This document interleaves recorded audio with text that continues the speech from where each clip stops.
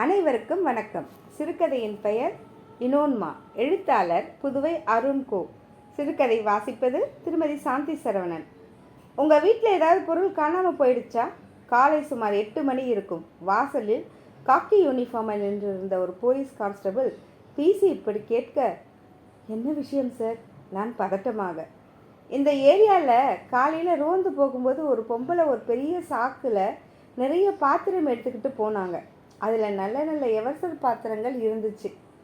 சந்தேகத்தின் பேரில் விசாரித்தா உங்கள் வீட்டில் தான் கொடுத்ததா சொல்கிறாங்க. அத்தான் இன்ஸ்பெக்டர் உங்களை பார்த்துட்டு வர சொன்னார். அந்த பிசி இப்படி சொன்னதும் பதட்டத்தில் எதுவும் நினைவுக்கு வராமல் நான் பிளாங்காய் நிற்க, அதற்குள் பின்னால் வந்த எனது மனைவி, காலையிலே மெனக்கெட்டு நாம தானங்க கொடுத்தோம், அந்த பொம்பளையத்தான் சொல்கிறாங்க போல இருக்கு என்றால் என்னிடம் சற்று புன்னகையுடன். உடனே சுதாரித்து கொண்டு நானும் அந்த போலீஸிடம், தாள் எடுக்கிற பொம்பளையா சொல்கிறீங்களா என்றேன். ஆமாம் என்று தலையாட்டினார் அந்த போலீஸி. நான் தாங்க கொடுத்தோம், அவங்க எதுவும் எடுக்கலை, விருப்பப்பட்டு தான் கொடுத்தோம். சார், ஸ்டேஷனுக்கு 10 மணி அளவில் வந்து நீங்கள் சொன்னதை அப்படியே எழுதி கொடுத்துட்டு போயிடுங்க. நான் ஏன் ஸ்டேஷனுக்கு வரணும்? ஆஃபீஸில் மீட்டிங் இருக்குது சார். அந்த நேரத்தில் அந்த பொம்பளையை தான் திருடலன்னு சொல்லிட்டோமே. இந்த காலனில் சமீப காலமாக திருட்டு ஜாஸ்தியாக இருக்குது சார். மேலிடத்திலிருந்து ரொம்ப ப்ரெஷர். ஒரு 10 நிமிஷம் வந்து எழுதி கொடுத்துட்டிங்கன்னா அந்த பொம்பளையை மத்தியானத்துக்குள்ளே விட்டுடுவாங்க. இன்ஸ்பெக்டர் சொல்ல சொல்ல, அப்புறம் உங்கள் இஷ்டம் என்ன அந்த பிசி அங்கேருந்து நகர. அடப்பாவுமே, அந்த பெண்மணியை ஸ்டேஷனுக்கே கூட்டிகிட்டு போயிட்டாங்களா என்று எனது மனது கடந்து பதற, அப்போது காலனியில் செக்ரட்டரி ஃபோனில் வந்தார். நம்ம ஏரியா இன்ஸ்பெக்டர் ஃபோன் பண்ணினார். இந்த தொகுதி எம்எல்ஏவோட நெருங்கிய சொந்தக்காரர் நம்ம காலனியில் தான் இருக்காராம். அவர் வீட்டில் 2 நாள் முன்னாடி திருட்டு போயிடுச்சு. அதனால் இவ்வளோ நாள் யாரும் கண்டுக்காத நம்ம காலனி திருட்டு பிரச்சனை இப்போ வெளிச்சத்துக்கு வந்திருக்கு. அது சரி சார், ஆனால் ஆஃபீஸில் மீட்டிங் இருக்குது காலையில். எனது தரப்பு நியாயத்தை சொல்லி முயற்சிக்க, பர்மிஷன் போட்டுட்டு 10 மணியில் வந்துடுங்க சார், வேறு வழி இல்லை, நானும் வந்துடுறேன். விட்னஸாக வரணுமாம், ஒரு ஃபார்மாலிட்டி தான். இன்ஸ்பெக்டர் பழக்கமானவர், நாம் பேசிக்கலாம். அந்த பெண்மணியை காப்பாற்றுவது போலீஸ் ஸ்டேஷனுக்கு செல்ல வேண்டும் என தீர்மானித்து கொண்டேன். இவர்கள் கணக்கு காட்ட அந்த அப்ராணியை பிடித்து கொண்டு போயிருக்கிறார்கள். அந்த பெண்மணியின் சாந்த முகம் நினைவுக்கு வந்தது. கருமை நிறைந்த முகம், தோழி நிறமே அப்படியா, அல்லது ரத்தம் வறண்டதால் கருத்து போய்விட்டதா தெரியவில்லை. தோலுக்கும் எலும்புக்கும் இடையில் சதை என்கிற வஸ்துவே காணாத ஒட்டிய ஒரு உடல்.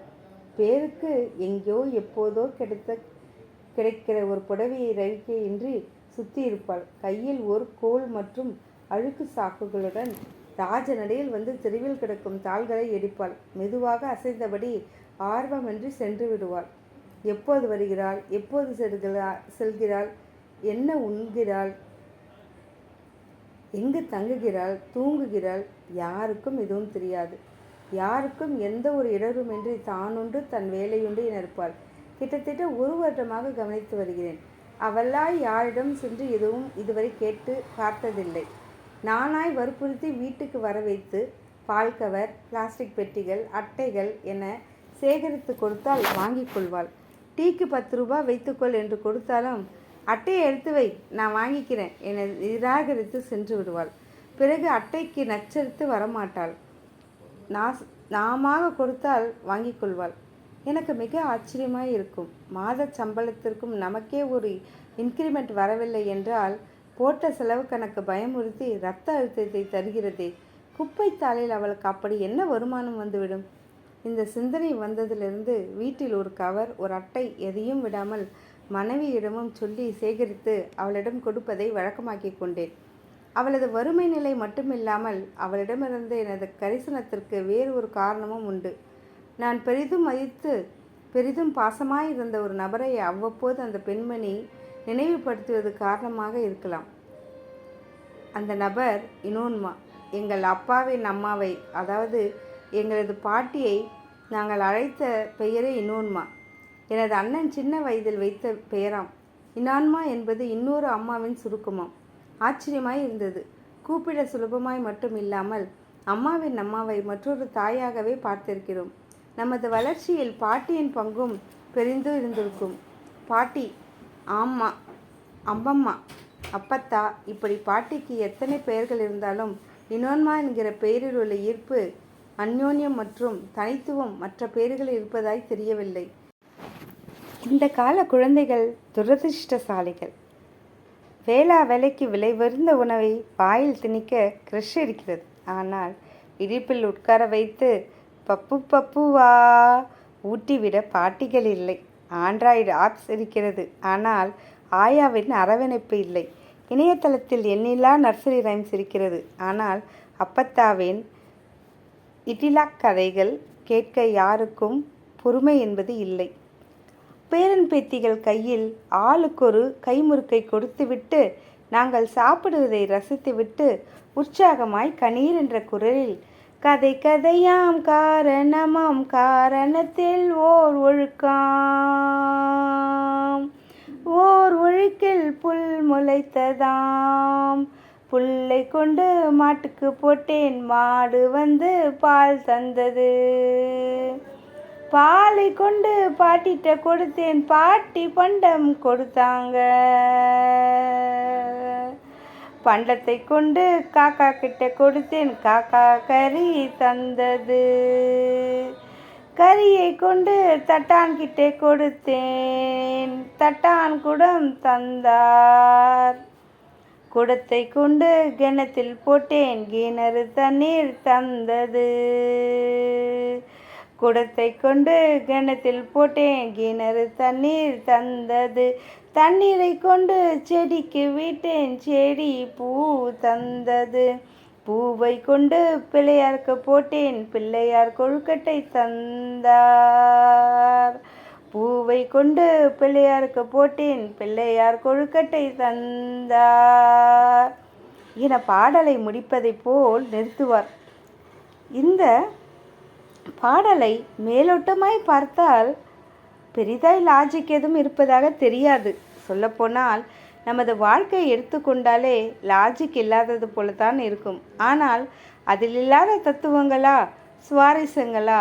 ஆனால் மேற்கத்தியர்கள் வாழ்க்கையில் நடைபெறுவதை அவர்கள் கோட்பாடில் கியாஸ், குழப்பம் என்றே சொல்கிறார்கள். ஒரு பட்டாம்பூச்சியின் இறக்கையின் அசைவு ஒரு புயலை கூட கொண்டு வரும் என்பார்கள். ஆனால் இந்தியர்களின் பெரும்பாலான மக்களின் கோட்பாடான கர்மா தியரியின்படி அனைத்து செயலும் ஒரு காரணத்திற்காகவே நடைபெறுகிறது என்று சொல்லுவார்கள். ஆக எந்த கதையும் ஒரு காரணத்திற்காகவே தான் சொல்லப்படுகிறது என்ற கருத்தோடு ஆரம்பிக்கும் இந்த கதை பாடலில் இல்லாத கருத்து இல்லை எனலாம். பிறகு புல் முளைப்பதென்பது கிரியேஷனை குறிக்கின்றது. அதன் பிறகு நடைபெறுவதெல்லாம் செயின் ரியாக்ஷன் என்றாலும் ஆரம்பத்தில் உருவாக்கப்படுவது நம்மை படைத்தவன் செயல் அல்லது இயற்கை எனலாம். இதில் வேடிக்கை என்னவென்றால் புல்லாகி பூண்டாகி என மாணிக்க வாசகரின் திருவாசகத்தில் வரும் பரிணாம வளர்ச்சியை குறிக்கும் இந்த வரியும் புல்லிலேயே ஆரம்பிக்கிறது. அதன் பிறகு வரும் வரிகள் அழகாய் பண்டமாற்று கலாச்சாரத்தை பிரதிபலித்தாலும் அதில் கர்மா தியரி என்கிற தத்துவம் தொக்கி நிற்கிறது. இறுதியாய் இறைவன் என்கிற சாட்சி தத்துவம் நமது கர்மாவிற்கேற்ற பாவ புண்ணிய கொழுக்கட்டை என்கிற பவளை தருகிறது. அந்த பலனை சுயநலம் இல்லாமல் எல்லோரும் சேர்ந்து பகிர்ந்து உண்ண பரிந்துரை முடிக்கிறது இந்த பாடல். கதை, பாடல், அதில் வாழ்வியல், அதில் தத்துவ பார்வை, அதில் நெறிமுறைகள், இதுதானே கல்வி. இந்த வாழ்க்கை கல்வியை இது போன்று பல பாடல்கள் மற்றும் கதைகள் மூலமாக சிறப்பாக கற்றிருப்பார் இனோன்மா. சிறு வயதில் நான் பார்த்த இனோன்மாவின் வயது கிட்ட இந்த பெண்ணுக்கும் இருக்கக்கூடும். அந்த பெண்ணுக்கும் மகள் பேரன்களோ இருந்திருந்தால் வாழ்க்கை வேறு விதமாயிருக்கும். இருவரின் தோற்றங்கள், வாழ்க்கை முறைகள் வேறுபட்டாலும் எப்பேற்பட்ட சூழ்நிலையிலும் இயல்பாய் நிறைவாய் வாழ கற்றுக்கொண்ட பெண்மணிகள் என்கிற இந்த புள்ளியில் இணைகிறார்கள். அதுவே என்னை வியக்க வைத்தது. போலீஸ் ஸ்டேஷன் சென்றபோது அங்கிருந்த வராந்தாவில் அந்த பெண்மணி உட்கார்ந்திருப்பது தெரிந்தது. முதன்முறையாக என்னை பார்த்து கும்பிட்டாள். 10 நிமிஷம் என்று சொன்ன போலீஸ் ஸ்டேஷனில் இன்ஸ்பெக்டர் வர லேட்டானதால் கிட்ட 2 மணி நேரத்திற்கு மேலாகிறது. ஒரு வழியாக நானும் காலனி செக்ரட்டரி லெட்டர் எழுதி கொடுத்து மற்ற ஃபார்மாலிட்டிஸ் எல்லாம் முடித்து வெளியே வர மதியம் 12 ஆகிறது. இந்த பெண்மணியையும் மற்ற நேரத்தில் சிறிது நேரத்தில் அனுப்பிவிடுவார்கள் என்று சொன்னார்கள். நிம்மதி பெருமூச்சு விட்டு பர்மிஷனுக்கு பதில் அலுவலகத்திற்கு விடுப்பு சொல்லிவிடலாம் என நினைவுக்கு வர நேரத்தில் அலுவலகத்திலிருந்தே ஃபோன் வந்தது. சார், இன்னைக்கு மீட்டிங் நடக்காதது நல்லதா போச்சு. புரியாமல் என்ன சொல்கிறீங்கன்னு கேட்டேன். மீட்டிங் நடந்திருந்தா உங்கள் சேம்பரில் தானே நடந்திருக்கும். நேற்று மழை அதிகமாக பெய்ததாலே என்னவோ பழைய பில்டிங் காரணத்தினால உங்கள் அறையில் சிமெண்ட் சுவரை பேத்துக்கிட்டு 10 மணி அளவில் கீழே விழுந்துடுச்சு. நீங்கள் வராததுனால யாரும் உள்ளே உட்காரலை.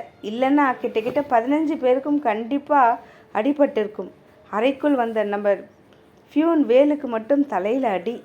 ஆஸ்பத்திரியில் அட்மிட் பண்ணியிருக்கோம். மற்றவங்களுக்கெல்லாம் உங்களுக்கு நன்றி சொல்ல சொன்னாங்க. அங்கே நடந்ததை எல்லாம் ஆஃபீஸ் பிஏ ரன்னிங் கமெண்ட்ரி கொடுத்து கொண்டிருக்க கை தானாக சென்று அடிபடாத தலையை தடவியது. எல்லாம் காரணமாகத்தான் நடக்கிறது போலும். பிரமிப்பு அடங்காமல் ஸ்டேஷன் வாசலில் நின்றிருந்த எனது காதில் கதை கதையாம் காரணமாம் என்று பாடல் கேட்டது, இனோன்மாவின் குரலிலே. நன்றி. இந்த வீடியோ பற்றிய கருத்துக்களை கமெண்ட் பண்ணுங்கள். சேனலை மறக்காமல் சப்ஸ்கிரைப் பண்ணுங்கள்.